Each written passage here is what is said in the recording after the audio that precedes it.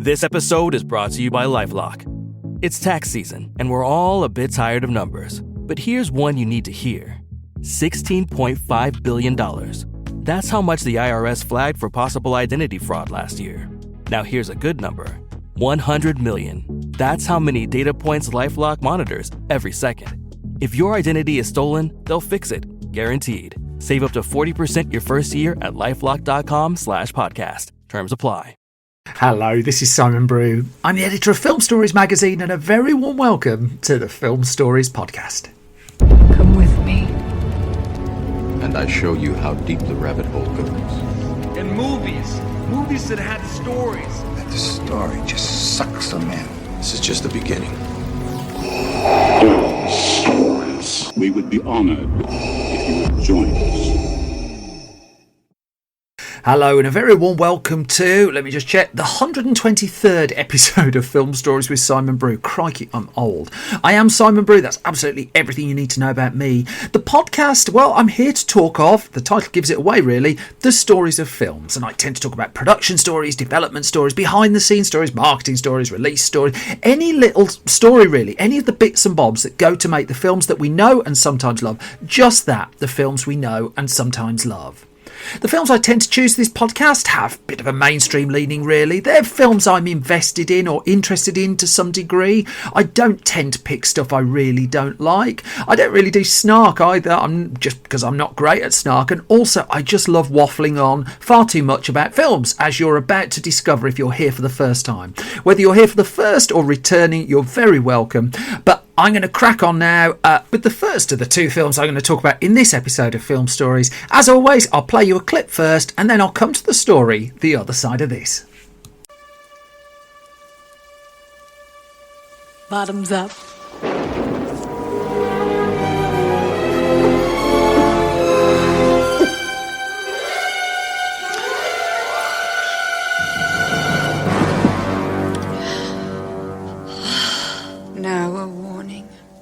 Now a warning? Take care of yourself. You and your body are going to be together a long time. Be good to it. Sempre viva. Live forever.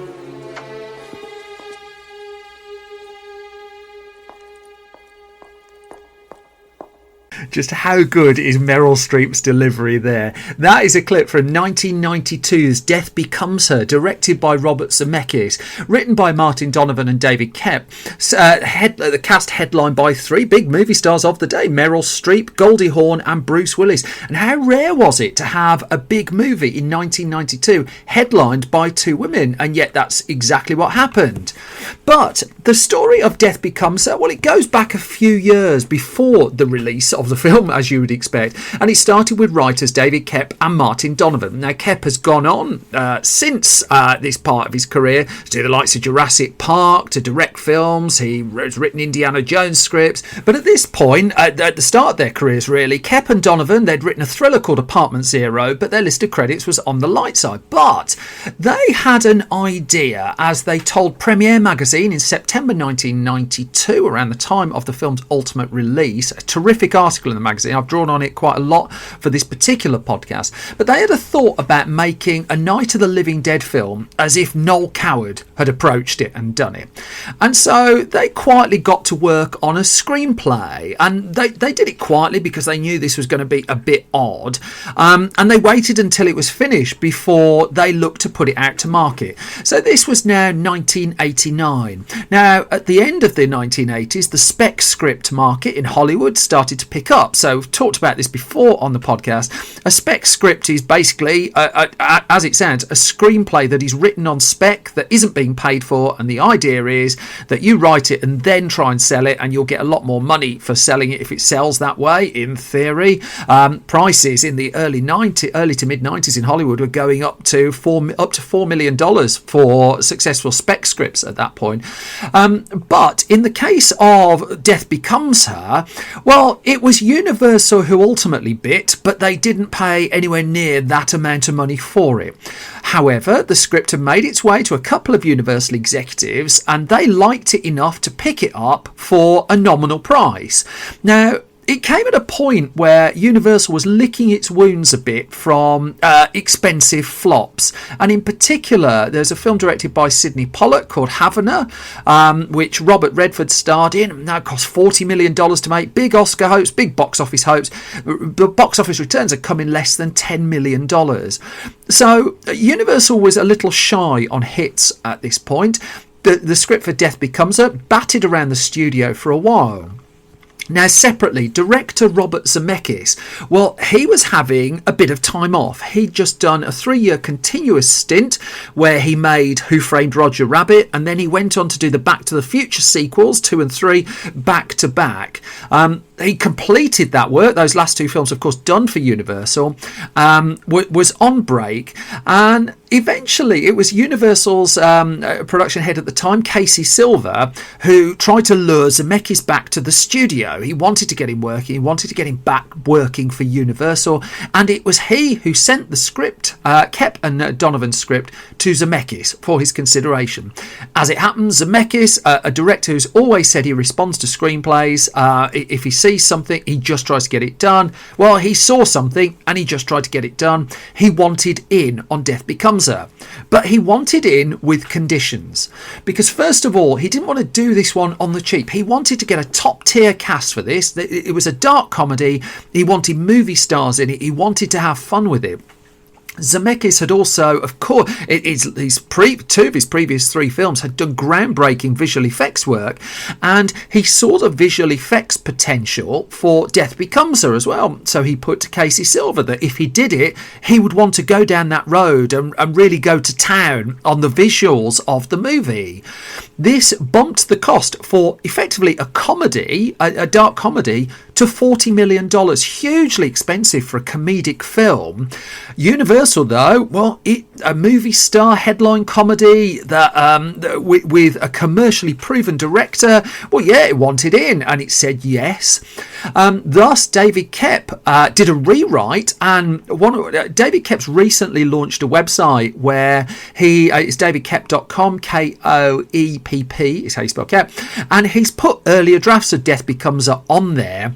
And so he has he accommodated some of the technological ideas that Zemeckis wanted to push in his screenplay. So, for instance, there's a sequence in Death Becomes Her where the character Madeline, who would ultimately be played by Meryl Streep, falls down the stairs and then her head is on backwards afterwards. That wasn't in the original screenplay. Zemeckis suggested that. Writers looked at each other and thought, well, can it be done?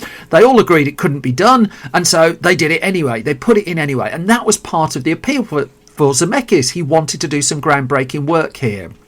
Zemeckis had in part been lured in by his love of Tales from the Crypt. It was that got him involved in another film, The Frighteners, which I've covered on a previous Film Stories podcast. It would be remiss to say from the reading around that I've done that this was pitched as a Tales from the Crypt project. I've seen that written in a few places. I don't believe that was the case, but certainly Zemeckis' love of the TV show was one of the things that drew him to this particular project. So he was on board. There was a script, there was a budget, there was a studio willing to back it. Then it came to casting, and in a quiet way, we've got Kurt Russell in part to thank for the terrific headline cast of Death Becomes Her, because it was through Kurt Russell that he ultimately was able to recruit his 2 lead stars for the movie. So Zemeckis and Russell had done a film early in their careers called Used Cars, a pretty overlooked comedy, although it's had a bit of a resurgence in recent times. And that was when Zemeckis and Russell got to know each other. They stayed in touch, and then Russell, a few years later, well, he and Goldie Hawn got into a relationship, and thus Zemeckis met Goldie Hawn, and they all became friends. So Zemeckis then had a way to Goldie Hawn that way. But then also, Kurt Russell worked with Meryl Streep on the film Silkwood. There's no sign particularly that they got on brilliantly or anything like that, but Streep also knew Goldie Hawn, and so they all became friends as well. And so when it came time to cast Death Becomes Her, there was a way to both of those lead performers. However, it had already been known around Hollywood circles that Streep and Hawn were on the lookout for a film to make together. They shared the same agent, and for a while while, they were toying with taking the two lead roles in Ridley Scott's Thelma and Louise. And in fact, as it turned out, the story goes that it was financial reasons why they didn't take the two lead roles in that film, and instead they walked away from the project, and in came Geena Davis and Susan Sarandon to do their wonderful work in that film. Zemeckis therefore approached, and again, Streep and Hawn shared an agent, so sent the script to their agent and basically approached the two of them at the same time to explore the idea of them taking the two lead roles in this film. Now, the two lead roles are Madeline, who's the movie star who's looking for eternal youth, basically, and her friend Helen, who is a writer. And in the midst of them, there's a little bit of a love triangle to this one, a plastic surgeon by the name of Ernest. So it was the roles of Madeline and Helen that that Zemeckis immediately needed to fill. And to Streep's surprise, it was the role of Madeline that she was initially offered. Now, she'd come at this point in her career off the back of a couple of comedies, Postcards from the Edge, brilliant film that, and Defending Your Life, and that's not bad either. So she wasn't overtly looking for another comedic film, and so when she got the script for Death Becomes Her, she immediately assumed that she was wanted for the role of Helen, the woman who's jilted, who goes away and becomes bitter and twisted, really, and ends up quite miserable for a while. But that wasn't the case. Zemeckis saw her in the role of Madeline, and thus approached her with that in mind, and it was that really that switched Streep onto the project, because she realised this wasn't the kind of role she was ordinarily offered. She was tempted by the originality of it. I mean, this was a bold project, and she was pretty quick to say yes as well. And so, also following her pretty much at the same time, Goldie Hawn also agreed, and the two of them had their project to star in together. It's worth saying, again, going back to that David Kett website, he's uploaded a Google Doc to that website as well, where he shows just the full filmography he wrote for the character Madeline Ashton in Death Becomes Her as well. It's great. I mean, she did television guest spots on things like the Colbys and Falcon Crest and the Incredible Hulk when her movie career started to peter out a little bit. It's really well worth digging around that site. All sorts of gold on there. Now, it's worth noting that Goldie Hawn and Meryl Streep signing up for this film, both of them were outside of what you call their traditional audience expectation role. People, as a rule, didn't go to see Goldie Hawn playing the more bitter, twisted, miserable character. She built up her career off the back primarily of comedy roles, whereas Streep had built up her career primarily off the back of drama, and here she was in the heightened comedic role in the film. And both of them are terrific in the movie, but it was interesting that when it came to sell the film, that was one of the challenges that Universal was up against. So then there was the identity of the character of Ernest as well, a pivotal role in the midst of the ensemble, and Zemeckis targeted Kevin Kline for that role. Now, Kline had really broken through and won an Oscar for his role in A Fish Called Wonder just a couple of years before, hugely sought after comedy talent. But this one also came down, as the story goes, to salaries, the reason why Kline didn't ultimately end up appearing in the film. Zemeckis, huge fan of Kline, approached him. Now, Hawn and Streep had, in the same way they had for Thelma and Louise, they wanted what they believed they were deserved. They were holding out for something close to an equitable salary to their male counterparts. And so, whilst they didn't need to play hardball with Universal on this, by the reports that I've read, that they asked for somewhere between $3-4 million each for headlining the film. There's a story too that Streep got a cut of the gross. I couldn't find a second source to corroborate that, but nonetheless, Universal was paying them a proper rate for appearing in the lead roles in films by early 90s standards. But apparently when Kevin Kline came in and emerged as the top choice for the role of Ernest, Kline's agent reportedly asked for pay parity with Hawn and Streep on the movie, which would have been a salary jump for Kline at that point. And it was Zemeckis who just wasn't having it. And he was really open in that aforementioned Premiere article that I talked about. He said, quote, of Kevin Kline, he says, quote, "He was asking for what the women were getting, and I didn't feel I should give him $1 million raise because it's a big movie and I'm the director." So Zemeckis said no, and Universal backed him as well. So there's another side to that which says that Kevin Kline turned the role down, but for Zemeckis to be quoted so explicitly at that point, I think it's quite interesting. Now, reportedly Jeff Bridges at this stage auditioned for the role and didn't get it, But into the conversation came Bruce Willis. And here again is now a third movie star involved who is not in a genre with which they've achieved their peak commercial returns. Bruce Willis, in the early 90s, he was die-hard Bruce Willis. This was a long time before The Sixth Sense and Pulp Fiction. But he was happy to sign up for a lesser price for this film. He didn't do the financial hardball that Klein's agent had reportedly done. And he took a low upfront fee with a cut of the back end. And again, Bruce Willis has a reputation over subsequent years for not always being the easiest person to work with on a film set. It's worth reading some Kevin Smith diaries. They're quite enlightening. But in this case, the stories were far calmer. That Willis was apparently no problem whatsoever. There was just the problem that Universal's marketing was going to face of this is they'd landed a big action star, a third star, but not doing an action movie.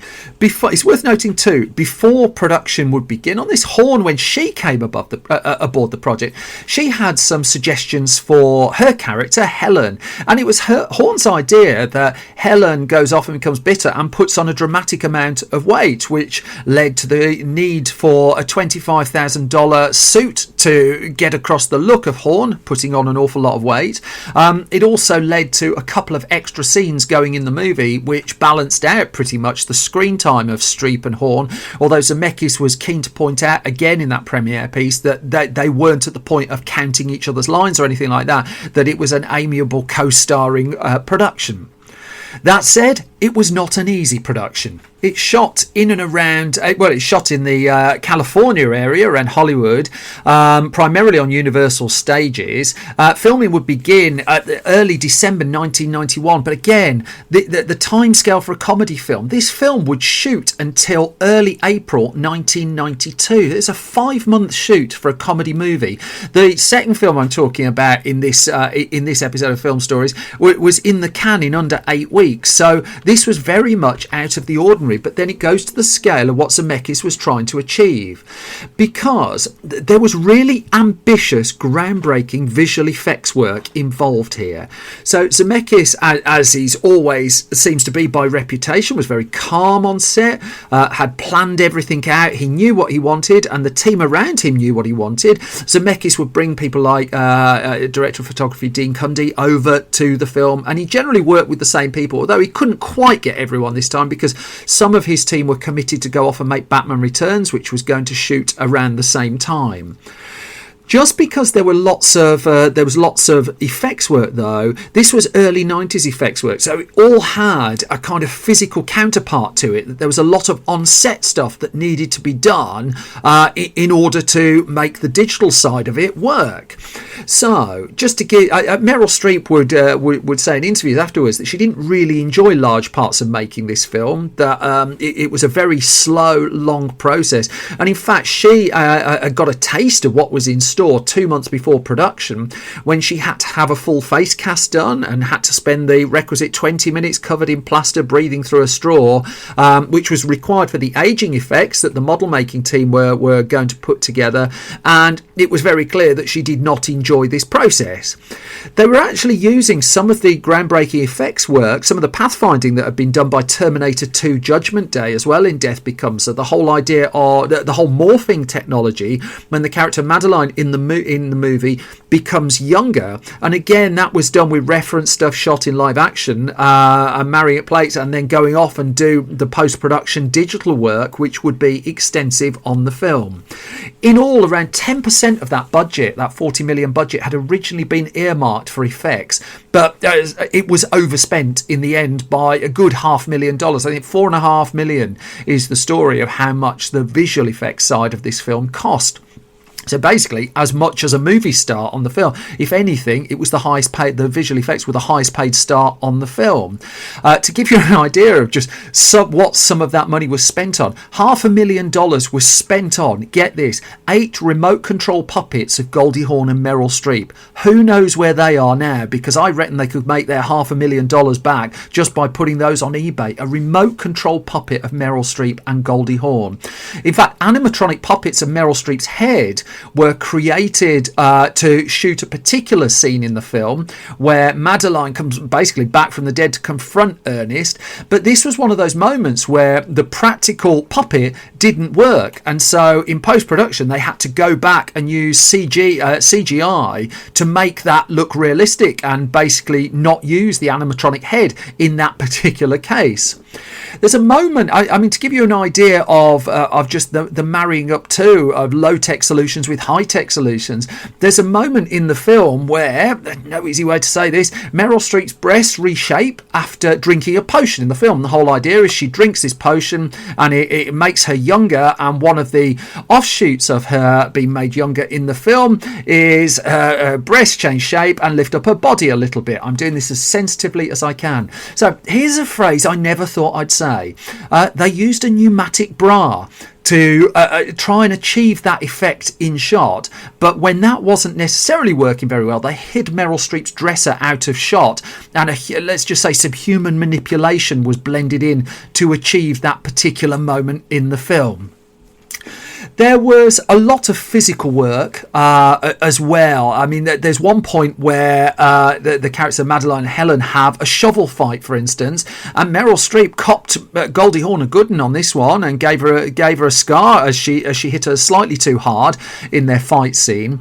There's also a moment. I mean, I rewatched the film ahead of this, and it's so striking how ambitious the visual effects are that even though they might look a bit dated by current standards, I challenge you to find a comedy in the 90s that anywhere near as ambitious as this when it came to effects work. So basically what they had to do to knock Meryl Streep's head off and backwards and leave it hanging off her body was she had to wear a blue screen hood on the set, which again she wasn't particularly keen on, and then they took out her blue head in post-production, and then separately they used an animatronic head which they stuck to her back to say her life. And it's just like all sorts of technical complications like that were underpinning the film. Zemeckis, though, he got it in the can. He pieced the movie together, and the film was shot and completed by 7th of April 1992, and at that point the extensive post-production work would begin. Now, some of it had already begun, of course. The film was due for release in July of 1992, so once the final shot was in the can, they didn't have an awful lot of time to assemble their car. But then part of that production time was reshoots as well, because this was a case where test screenings were tough on the movie, that the reaction was generally more on the negative side. This was a dark film that they were looking to put together. But Zemeckis, after the test screenings, thought, well, they've got to really commit to this, and he really wanted to take it darker, to the point where everyone had to reassemble, sets were reconstructed, more puppets were made, and extra photography was greenlit, and this added another $1 million to the bill of the movie. The post-production rejiggle of the film also took out a number of members of the cast, the highest profile of which was Tracey Ullman.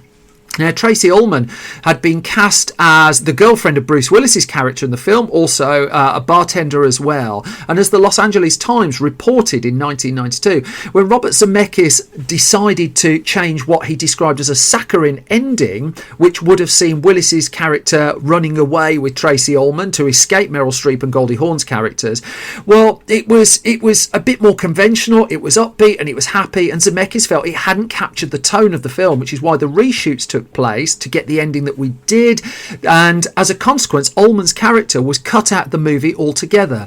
Now, she only did 2 days work on the film in all, and she said she had a great time working with Streep and Hawn, so it didn't look like there was an awful lot of bad blood there, and Zemeckis was very open about how regretful he was that Ullman had to be taken out of the film.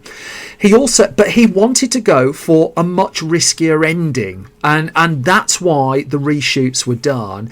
And in the end, the restructuring of the film, as per that Los Angeles Times article, apparently took out 7 or 8 actors with speaking roles, and again, Ullman was the highest profile of them.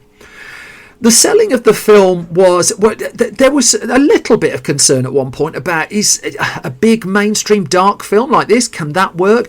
But then it's worth contextualising against some of the hits that have been coming around in the years before. So The Addams Family, which I've covered on a previous podcast, that had hit the Christmas just prior. The Danny DeVito directed The War of the Roses had been a success. Tim Burton's Beetlejuice was only a couple of years before this, and that had been successful as well. There wasn't a massive concern over the dark tone and whether it would cross over. There was some fiddling with the title before they landed on Death Becomes Her. There was a little bit of to and fro over that. But the promotional campaign came together and the film was earmarked for release at the end of July 1992. A trailer had been put together, which includes some of the scenes that you don't see in the final cut that were lost as part of the reshoots. But when the movie came out, well, the critical response to it was a little bit all over the shop. That everyone pretty much was on the same page about the quality and of the visual effects in the film. I mean, and at the time, they really were something else. Also, the kind of satirical bite of the movie, and I think that's one of the reasons it really holds up today. It does have an awful lot to say in between its covers, but there was a feeling that, certainly from critical fraternity as well, that it wasn't quite clicking at that time. Still, when it opened in the US at the end of that July, it went straight to number one at the box office, as you would expect from such a star-laden film. To put this into some kind of context, the big opener that it was up against was Buffy the Vampire Slayer. Who would go on to hear of that? That opened at number 5 with $4.5 million opening weekend. Death Becomes Her opened at 1 with $12.1 million. It knocked Honey, I Blew Up the Kid off and Mo Money out of the top places on the chart. A League of Their Own was in 4th, Sister Act was in 6th. Also around at the time, Boomerang was in the top 10, Unlawful Entry, Universal Soldier in there too. And so the film then, we didn't get it in the UK until the following December. I mean, it was a Christmas release here in the UK, and the reviews were not a lot kinder at that point. And ordinarily, that would have been it, but for a couple of things. First of all, the film went on to win the Best Visual Effects Oscar for its groundbreaking effects work, and it beat some very high profile films to that award. Alien 3 and Batman Returns were the nominees that it was up against, and Death Becomes Her was the one that took home the gong. By that stage too, I should point out, it had done decent return at the box office. That after that opening weekend, it would go on to gross $58 million in the US, another $90 million overseas, so $150 million return, which was a disappointment really for a film whose bill had kind of pushed up towards the $50 million mark. But nonetheless, Universal ultimately long term wouldn't be out of pocket on the project. But what's interesting is certainly over the last decade, the reputation of the film has built again, that it seems to have found a new audience. In fact, Vanity Fair put out an article, the gloriously queer afterlife of Death Becomes Her, as it's become more and more of a cult classic, particularly amongst the LGBTQ community. Furthermore, and this is a theme in this particular episode of Film Stories, it was announced that Death Becomes Her, and this was a couple of years ago, was set to become a Broadway musical as well, although Broadway is clearly at the moment in some degree of flux. Kristin Chenoweth is due to star in that, and apparently the project is still live somewhere, but where Broadway theatre ends up over the next year, it remains to be seen. All that notwithstanding, I still think anyway, whether the musical happens or not, Death Becomes Her really stands up. I think it stands out for being such an expensive, high-profile film led by two women at that stage in Hollywood history, but also it's just got something to say. And I think seeing Streep and Hawn having so much fun in those lead comedy roles, I just think it's a real treat. I think it's a flawed film. I think it's got ups and downs. I think you can take pot shots at it, and people have, but I do think it's a whole lot of fun. Which brings me to the halfway point of this latest episode of Film Stories. So, a couple of small favours, if you will. If you like this podcast, I'm an independent podcast producer, and thus I don't have a big company or promotional budget behind me. All I have is word of mouth. I have you, and I hugely appreciate your ears and your attention. If you like what I'm doing, please subscribe to the podcast at your podcast home of choice. If you can leave me ideally a hugely positive review, that would be massively appreciated as well. I'm also publishing Film Stories magazine, a monthly film magazine here in the UK, which I think is a little bit different, and also Film Stories Junior. I'm currently working on the latest issue of my magazine for young film fans. You can find details of both of those at www.filmstories.co.uk. But now I'm going to get on to the second of the two films I'm going to talk about. I'm going to play you a clip. I'll come to the story the other side of this. You don't know how much I need you while you're near me. I don't feel blue, and when we kiss, I know you need me too.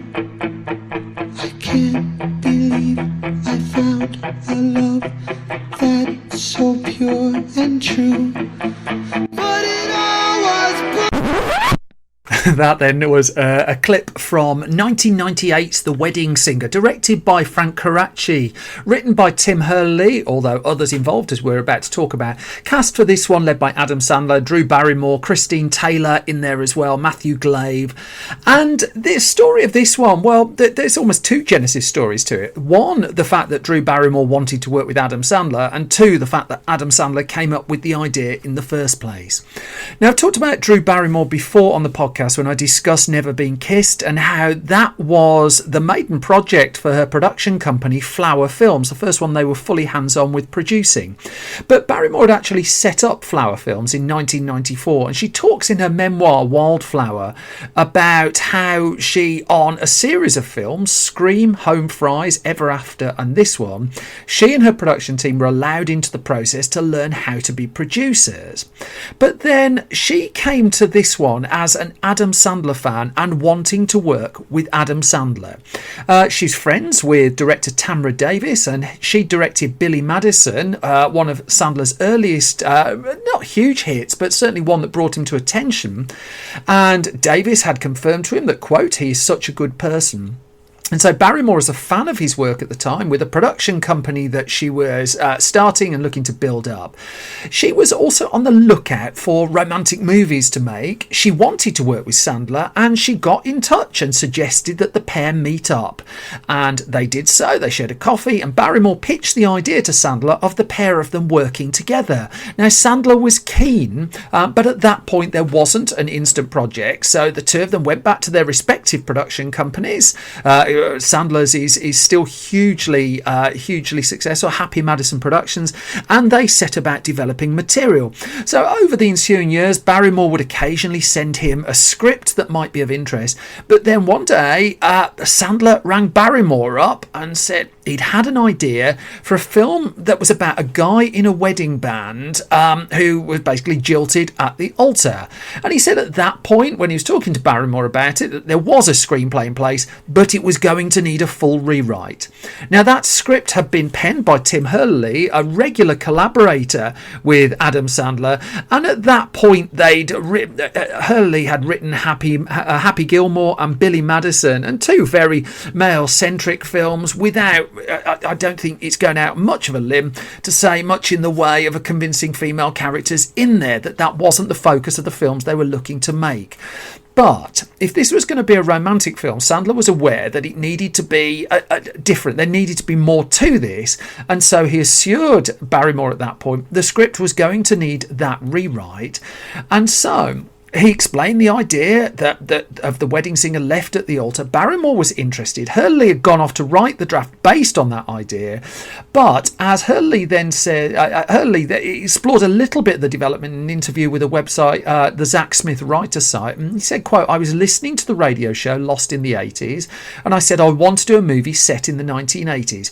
And so, of course, we thought, why don't we do a story about a wedding singer in the 1980s? So those were the core ingredients before another writer would come on board. Now, Sandler, when he was promoting The Wedding Singer, I'm jumping time-wise a little bit, would go on Conan O'Brien's talk show and would explain that he wanted to make a film that was pro-love. He didn't want a film with sex scenes. Quote, the main reason for not having a sex scene is I'm not good at sex, he says. But also he wanted to make a film for guys who were nervous at the idea of falling in love. So all of this was put to Barrymore, who was interested, but there was the need for that rewrite. And in came the late, great Carrie Fisher. Carrie Fisher, at this stage in her career, was legendary for her script rewrites and her script polishes. And as Barrymore explained in her book, the brief to Fisher was, quote, to write the girl's part to make it balanced. Now, at this stage, Frank Coraci, again, regular collaborator already with Adam Sandler. Well, he'd come on board to direct the film. Coraci, at that point, well, he'd helmed a film called Murdered Innocents a couple of years before. That this was going to be his his high-profile, really, feature directorial debut. And so Carrie Fisher came in and got to work. And what was originally just billed as a rewrite job, well, she spent 6 months on The Wedding Singer. As with a lot of the work she was doing at that time, she wasn't credited for it. But it sounds like her contribution to this movie was absolutely pivotal, because it was she who did the heavy work of building the relationship on the page between the characters of Robbie Hart and Julia Sullivan, played by Sandler and Barrymore. It was she also who really beefed up the role of Holly Sullivan, played by Christine Taylor in the film, to the point where there were scenes where Julia and Holly go away and just have a natter together, and that it just wouldn't have happened in the earlier drafts of the film. Not that Fisher's draft of the film made it completely to the screen. Once she'd handed in her work, Sandler went back and did a pass over it. They also brought in Judd Apatow, and Judd Apatow, of course, now is a hugely influential and hugely successful comedy figure, both as a writer, director and producer. This was earlier in his career. He'd just done The Cable Guy, done writing work on The Cable Guy a couple of years before. But this was, in this case, Sandler brought him in to do a little bit of punch-up work on The Wedding Singer. But one of the things that Fisher had put in her version of the script was actually a different ending to the movie. I will come back to that a little bit later. With Sandler and Barrymore on board then, a screenplay in place, a director in place, this project was pressing ahead. It wasn't going to be the most expensive film in the world, and New Line Cinema was interested in making it, and so the rest of the cast was going to need to fall into place. Now, one of the most memorable parts of the movie is, I don't think I'm spoiling anything here by saying there's a cameo from Billy Idol, and a very rare cameo of Billy Idol as well, and he was approached by the producers to play himself in the film, and he talked about this in an interview with Contact Music a few years ago, and he said, acknowledging that this wasn't really the kind of film that a heavy rocker such as himself would necessarily be associated with, he was open about the fact that his young son was a huge fan of Adam Sandler, and he says, quote, like MTV, it was another way of getting through to young people, but that wasn't the reason I did it. My son loved Adam Sandler, and I thought, I'm going to have to see it anyway, so why not be in it? As such, Idol agreed to feature in the film. He appears in a couple of scenes, and he would turn out to really like the film as well. He said, quote, it was a great 1980s spoof, and I thought it was very funny. They had me at the Boy George impersonation, coming to that. I gained a number of die-hard teenage fans through doing it, who are adults now, who are still turning up to my gigs. The other key role in this one that needed casting was the role of Glenn Julia, played ultimately in the end by Matthew Glave in the movie. Now, at this stage, he didn't have an awful lot of credits to his name, certainly not high-profile ones. He'd appeared in a couple of Hollywood movies, Baby's Day Out, a small role in Ghost in the Machine, but before The Wedding Singer, the film that he made was a spoof called Plump Fiction. He, though, was chosen for the role in spite of reports suggesting that Charlie Sheen, for one, was in the running, and also that the role of Glenn Julia had been written for Jim Carrey. I've not been able to find backup corroboration for both of those, but those were just a flavour of some of the rumours that were going round. With the cast in place, New Line Cinema gave the film the green light. It was awarded an $18 million production budget, and filming began at the start of February 1997. Now, this would not be a long shoot. The movie had actually wrapped up by the end of March 1997. It was contained in and around the Los Angeles area, so it didn't stray from Hollywood either. And by all the accounts I can find of the making of the movie, it was a pretty fun one to do. That to a degree, the pressure was off. There was a bunch of friends on the whole, really, going off and making a Hollywood film. In fact, Frank Coraci would tell the Hollywood News that it was a bit of a pinch yourself moment to make the movie and to work with all these people he was so friendly with. He said, quote, "We couldn't believe it. We were all on set of The Wedding Singer late one night when all of the suit inverted commas types had gone, and we all just looked at each other and we were like, all the adults are gone. We couldn't believe someone would actually trust us to make movies." And it is funny that we try to keep that spirit. He says it's a blessed thing to be able to make movies and let the world hear what you have to say. You don't ever want to lose that thankfulness. And in the case of The Wedding Singer, I mean, it's a little bit of a personal story to Coraci that he was drawn in part to the project, firstly by the fact he was offered it, I'd imagine, but he also said in the same interview he'd had his heart broken a couple of years before, and he remembered lying in bed not being able to move, and he wanted to tap into that feeling for the making of the movie. He also knew that if he'd have made the film immediately after his breakup, it was going to be a much more depressing film, and he didn't want this to be a depressing film. I think that all concerned knew from the start that this was going to be an upbeat romantic comedy. In fact, producer Robert Simmons talked about how key getting the musical elements of the film in were and what difference they made. And he said, quote, "There's something about Adam Sandler's personality that makes me laugh all the time, but The Wedding Singer was a little bit of a departure for us. Many of Adam's past films have been about the joke. They were about being as funny as he possibly could be. In this movie, we tried to make the funniest movie we could, but we also spent a lot of time developing his relationship with Drew. The chemistry between the two of them is just terrific, and the two of them got on like a house on fire on set as well." I do think that comes across on the screen. There are several people who steal any scene that they're let near. I mean, it's worth noting John Lovitz and Steve Buscemi both have cameos in this movie. Neither are credited in the at least in the acting credits for the movie. But also there's the late Alexis Arquette, and she has a wonderful cameo in the movie. She plays George in the film, and it's not difficult to see who that's a tribute to, because she was channeling Boy George when she was in her performance in the movie. And in fact, Boy George would later see the film, and he would tell the website, TMZ, won't mention them too often, "Alexis played me in The Wedding Singer very hilariously. When I went to see The Wedding Singer, I didn't know what was going to happen. When I saw Alexis doing an impersonation of me, I was rolling around on the floor laughing." I don't think he was alone there. One of the other standout scene stealers in the movie was Ellen Albertini Dow, who left us a few years ago, and she was 84 when she took on the role of the granny role, Rosie, in the film. But Sandler and Frank Coraci had an idea for her role, that towards the end of the film they wanted her to rap along to the song Rapper's Delight by the Sugar Hill Gang, and they approached her with the idea of doing this, and she didn't really have a clue what they were talking about, but they handed her the song and she said she'd give it a go. So they took her off to a sound stage, and reportedly once she'd ascertained that it was okay, that she could move around and dance a little bit, she got it right away and gives just a wonderful scene stealing moment in the film. Ellen Albertini Dow would live on to the age of 101, passing in 2015, leaving an extensive collection of work behind her. I love her performance in The Wedding Singer.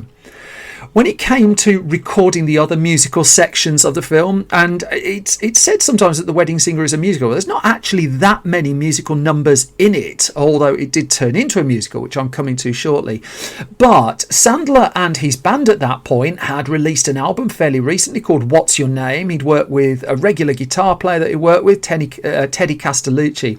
And so when it came time to record The Wedding Singer's gigs in The Wedding Singer, they did two things, really. First of all, they pre-recorded a lot of the music in the studio. That most of what you see isn't a live performance in the film, but some of it is, and so they brought Castellucci onto the set for elements of the live vocal performances and live vocal work, music work that the character Robbie Hart does in the film. So they recorded a bit of that live, but also they'd done the vocals and the music in advance, just to get it all as they wanted it. Now, one of the notable elements of The Wedding Singer is just how long there was for a romantic comedy, really, between the end of production and its ultimate release. That it ended filming in March of 1997. It would be released in the US in February 1998, and that 11 months there was quite a lot of tooling of the movie being done. It gave them a lot of time to experiment in the edit, and it's worth going back to the script that Fisher originally presented to when she'd done her rewrite work,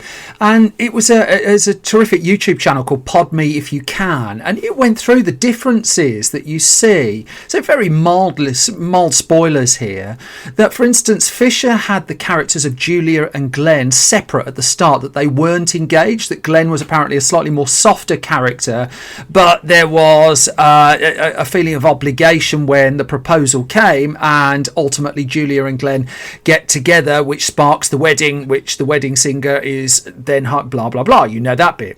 But crucially there's a different ending as well, that at the end of Carrie Fisher's take on the story, and this is where we do go spoilery, the characters of Julia and Glenn leave for Las Vegas as we see in the film. What we don't see in the film is they actually get there.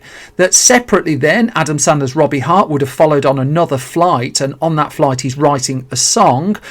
Julia and Glenn would then have broken up off camera. Robbie would catch up with Julia in Vegas, and the two of them would just share a drink in a Vegas bar. They'd come together. There'd be no marriage or anything. That would have been the end of the film. Also introduced to Fisher's draft that was added afterwards, that wasn't in the draft that she put forward, is the bar mitzvah scene, the singing of the song Love Stinks, and the Billy Idol cameo that I've just talked about before. And it's said to be Sandler and Apatow who worked those in. The film was test screened. All of Sandler's films were extensively test screened at the time, and even though that was pretty much behind closed doors, there was a little bit of a hint of how well the test screenings and whatever reworking they did had ultimately gone in a chapter in the book Projections 10, where the then head of New Line, Michael DeLuca, just talked a little bit about the test screening process. And he slips it into a conversation about how badly the test screenings of Paul Thomas Anderson's wonderful film Boogie Nights were going. And that was getting scores in the 20s and 30s, he said. And finally, through reworking the film, they got it up to the 40s and 50s. But he says, on the survey, the top two boxes are the excellent and very good ratings. These are the surveys handed out at the end of test screenings. And you're always looking for a combination of anything over 80 in those two boxes.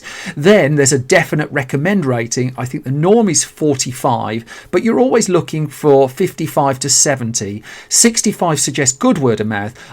Here's the crucial sentence, I haven't seen numbers like those on any of our movies since The Wedding Singer, because if a movie just makes you laugh and feel good, people will rate it good because they had a good time. And that's what happened with The Wedding Singer, that the test screenings went well, and there was growing confidence in the movie that this might, even though most people didn't see it coming, be the biggest Adam Sandler headline hit to date, certainly at that point. Now, it was scheduled for release in the US on the 13th of February 1998, so it was being positioned as a Valentine's Day film, and the promotion played heavily on the 80s nostalgia factor of the movie as well. The film also got quite a warm reception from the critical fraternity too. The reviews on the whole were quite warm, but what wasn't quite expected was how well the film would go down with audiences. That at the point it was released, Titanic was still reigning high at the top of the box office. In fact, it would top the box office when it was the weekend of The Wedding Singer's released in the US. Titanic had been there for many weeks already at that point.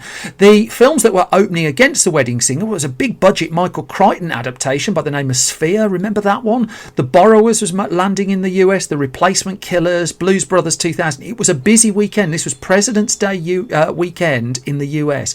But The Wedding Singer opened in second place with $21 million in the US alone. This was by distance Sandler's biggest opening weekend to that point, and the box office success would continue. It would go on to gross around $80 million in the US alone by the time its run was complete.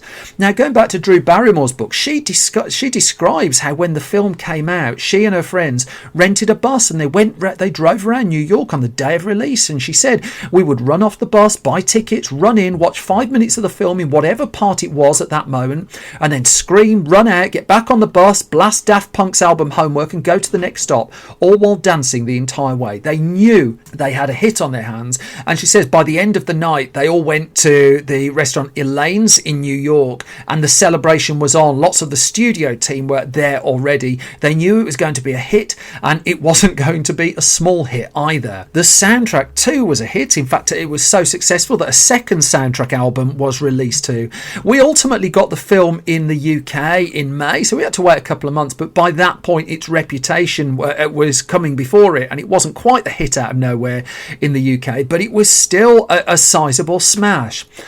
For Sandler, this would be a transformative film in his career, but also a transformative year, really, because later that year, he would then star in the film The Waterboy. Now, if The Wedding Singer was big, well, The Waterboy really was by gigantic, really, a $23 million movie, and when it opened to reviews that weren't as kind as those of The Wedding Singer, it grossed $161 million in the US, and Adam Sandler at that point became the movie star that pretty much every studio wanted to work with.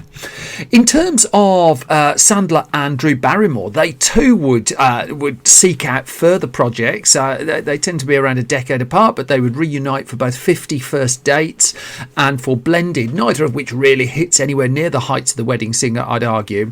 Furthermore, a musical production of The Wedding Singer would follow. That came about in the year 2006. It hit Broadway. Didn't last a year on Broadway, actually, but it was generally quite well received, got lots of award nominations, and the musical is still performed around the place, but it didn't go off to be a huge stellar hit. And the truth is, The Wedding Singer movie wasn't a massive stellar hit by the standards that Sandler's box office would hit in the decade that follows, but I do think this was as good as it got, really, in terms of Sandler's comedic roles, and I think it's a really charming, very, very funny film, very nostalgic film as well, and a real high point for mainstream romantic comedies for both Adam Sandler and for Drew Barrymore as well.